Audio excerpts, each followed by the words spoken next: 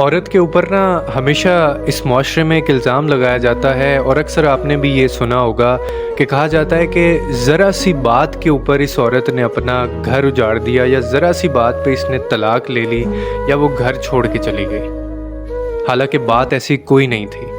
आज मैं आपको बताता हूँ कि वो ज़रा सी बात कौन सी बात थी जिसकी वजह से औरत घर छोड़ के गई। जैसे हम कहते हैं ना कि मर्दों की एक नफ्सियात होती है, इसी तरह औरत की भी एक नफ्सियात होती है। और औरत की ये नफ्सियात है कि औरत माफ़ करती है लेकिन भूलती नहीं है।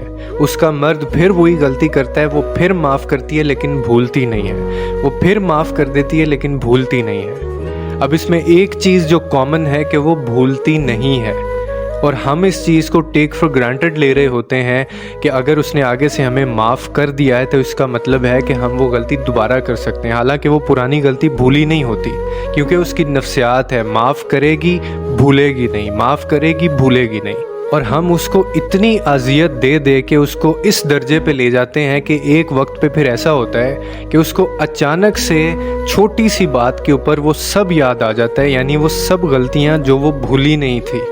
और फिर वो वक्त होता है कि वो उस वक्त फ़ैसला लेती है, वो घर उजाड़ देती है, घर छोड़ के चली जाती है, या फिर कोई ऐसा कदम उठाती है जो सारी ज़िंदगी उसको भुगतना पड़ता है। और ये एकदम से शुरू नहीं होता।